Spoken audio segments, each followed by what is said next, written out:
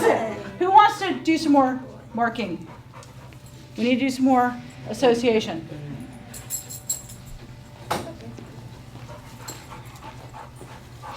I like to get 10 or 20 treats in. So look at your head. Your head is huge.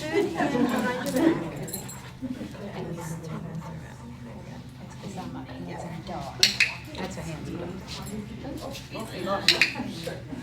So I think one of the things I want you to think about in terms of this kind of training,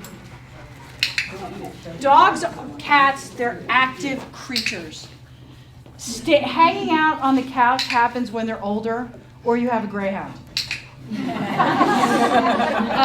And this is actually one of the reasons why I have hounds, because by the time they reach a certain age, 3, they're like, oh, I've had a run in the woods, wake me. You know, I love that. But the vast majority of dogs that we see were bred to do intense physical work, right?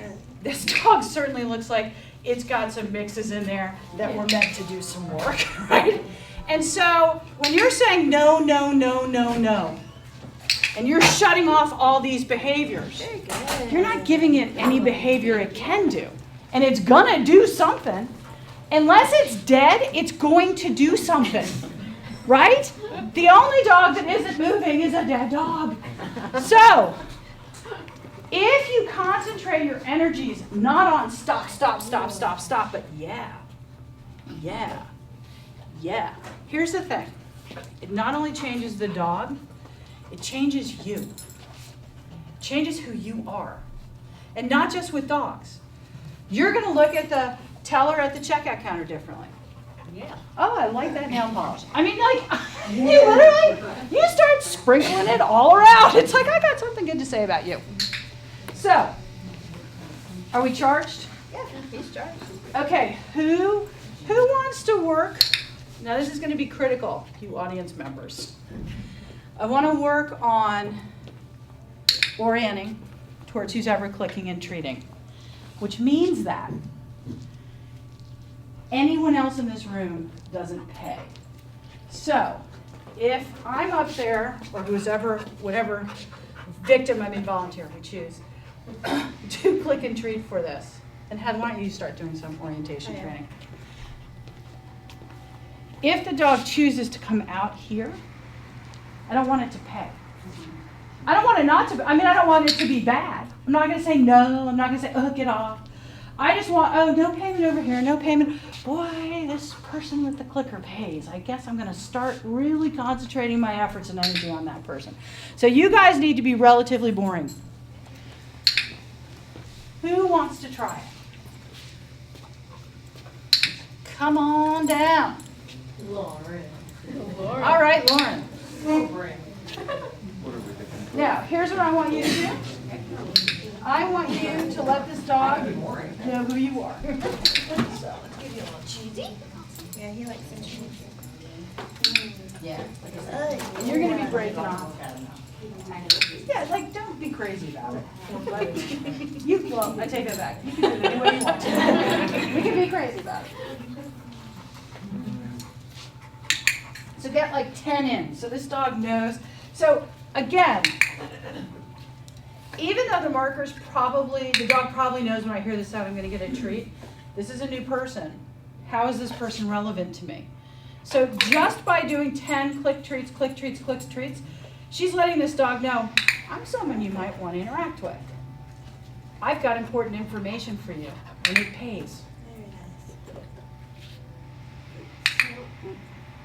Are you saying that, I just want to understand, so with a new person, though, you're still focusing on the relationship between the click and the food, and then it becomes the behavior to click and the food with the new person.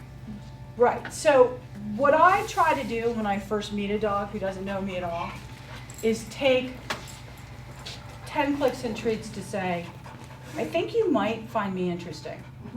I think you might find that I have information that will be helpful to you. Now, if I work with this dog 2 or 3 days in a row, this dog knows me, this dog sees me come, and he goes, you're the clicker woman, I'm going to sit. Yeah, then I don't have to reestablish that, right? But when I'm first, and especially in an environment that's got a lot of chaos and a lot of faces, one of the things I want to establish for this dog is, boy, you people have these clicks, and they really seem to pay. And so when this dog sees any person, even prospective adopters, the dog goes, hey, you got some information for me? Because I've learned a lot of people around here doing it. It's pretty cool, right? So, and it doesn't have to happen every single time, right? So it's not like the adopter has to show up, because the dog's going to still try. Anytime the dog sees a person, they're going to be, you one of those clicker carrying people? Because I think it's really cool if you are, right? Who wants to come up and train for attention? You're going to be doing this in the real world. Hey, we're totally nice. Look at that. Look at the feedback everyone's getting. We've been positive and fun. You want a clicker? Or you I got one. Okay. I got some. Oh, we've got a ringer. It came with a clicker. I'll show you. And so you can throw it. The dog's just, there you go. And drop the leash. Let's see what this dog decides to do. So one of the things I really want to quickly teach dogs, especially, so this dog has other choices, right? Just ignore When he comes back to it. any orientation towards you. Yeah,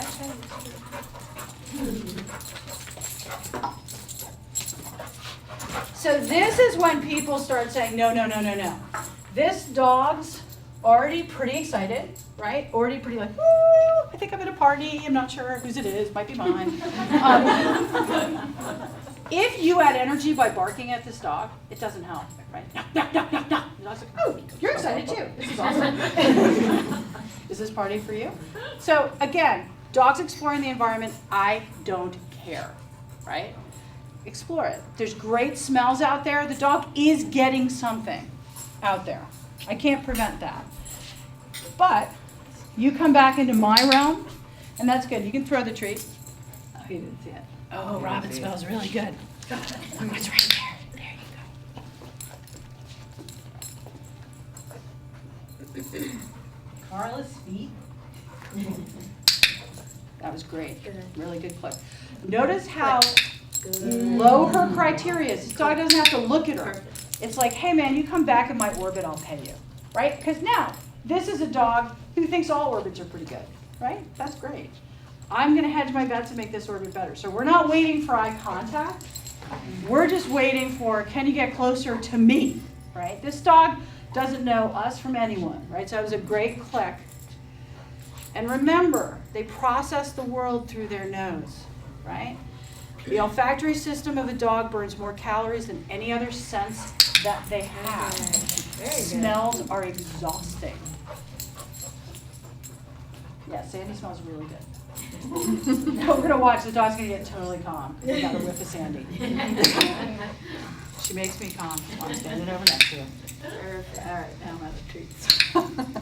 That's okay. We're never out of treats.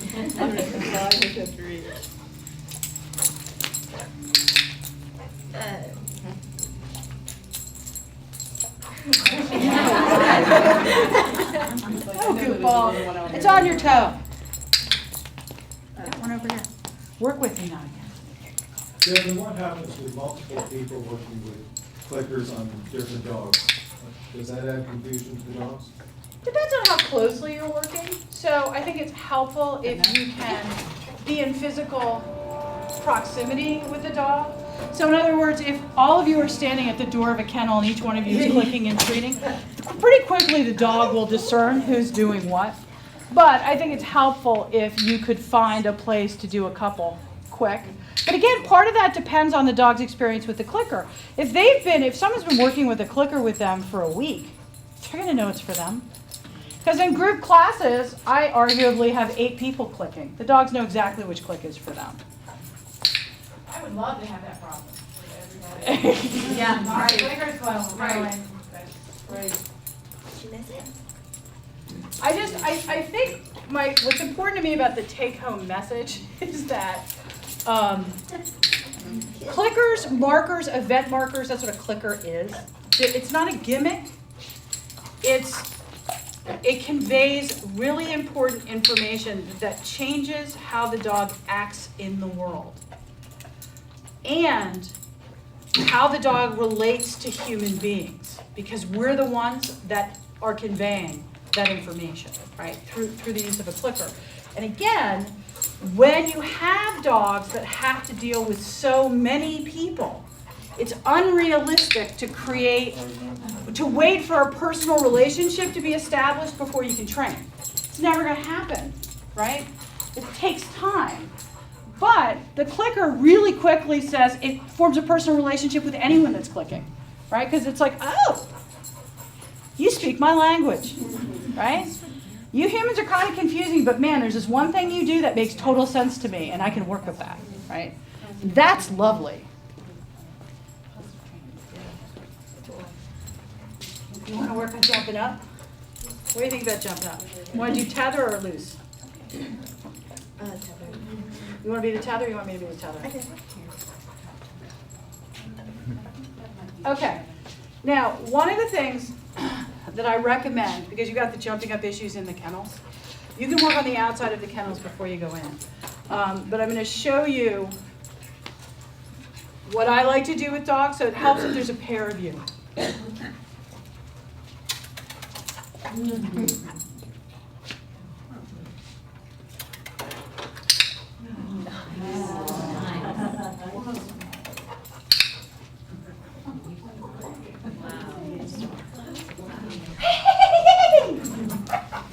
So I added a little energy because the dog seemed to get it when I wasn't as energetic, right?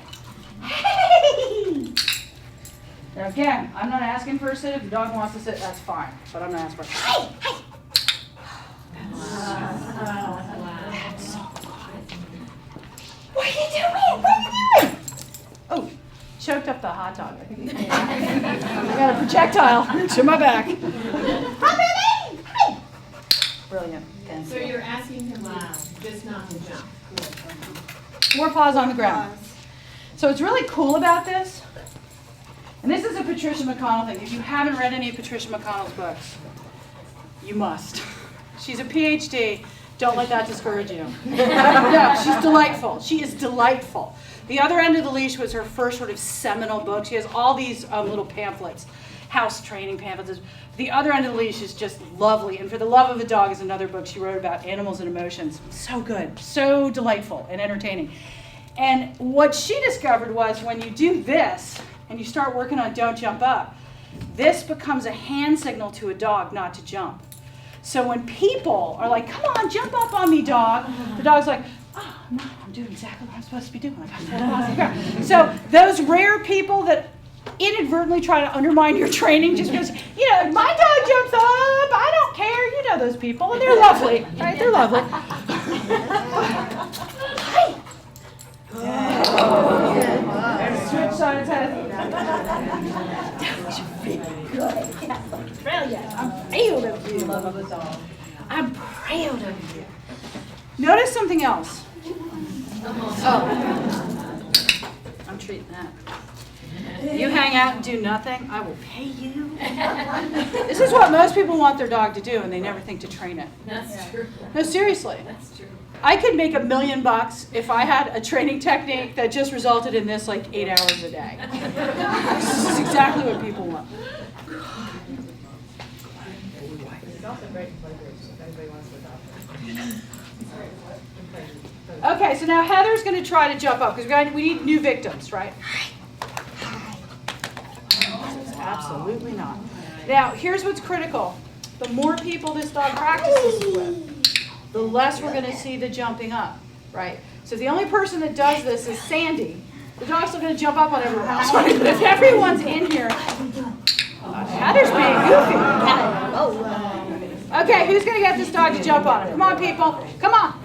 We got a victim there. You're a victim. You're coming up. Okay. Make sure you got trees. Just little pieces. Okay. You start making it. Didn't jump. So now you click and treat. That's okay. There you go. There you go. All right. Now, here's what I want you to do. You're in front of people, it's freaking you out. Don't worry. It's called the audience effect, identified in 1904. You're cool. So, or 19 something. So, this is on film, and someone's going to see this and be like, it wasn't 1904, it was 1911. Sorry, okay, it's the audience effect. So, I just want you to take a deep breath. Part of the problem is you're holding your hands up so you're not breathing. So just take a deep breath. So just kind of be a little goofy, and when he doesn't jump, click and treat. So try. Good, click, treat. Perfect.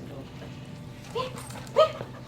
Very good. So don't back away from him, because he's just going to keep coming forward. Move into him. Jump up on me, jump up on me. Click, treat. There we go. Click. Treat. Good. Do another one. Catch it. I like that. This dog catches food. This is a circus dog. Beautiful. Good. Okay, who wants to try it? Mamie says, why don't you do it without the leash now? Because I want who's ever learning to click and treat to not feel like they're going to get hit, right? Yum. All right.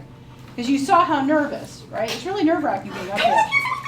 Nice job. So everybody, step back for a second. I want you to take a deep breath, and I want you to lower your hands. Okay, everyone stand up for a second. Yeah, stand up. I'm going to click in all of you. Good work. Here's my treat. You're in a room with me for an hour. There's your treat. Okay. No, that's punishment. Okay, so I want you to hold your hands up here. Try to take a deep breath. And let go. Okay, now put your hands down. Take a deep breath. You see how much more air you can take in when your hands are down? Yep. So when you walk around like this, there's actually tension in your torso, and it impacts your timing. It impacts. So I know you're up here, the camera's rolling, it's disconcerting. I totally get it. And you're in front of all your friends. Okay, you all may sit.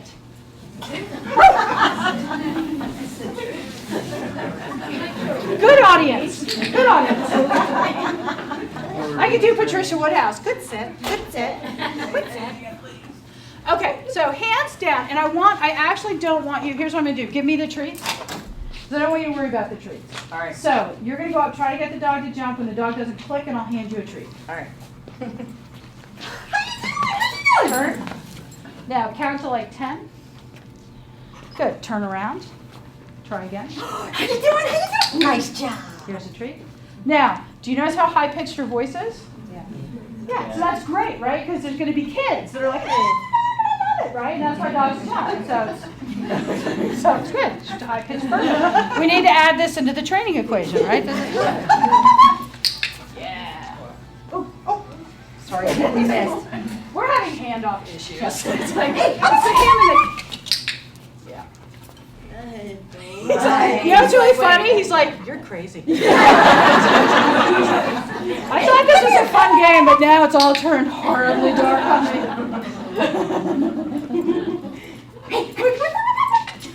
He's like, I'm just going to go somewhere else. Yeah. Okay. Crazy. Yeah.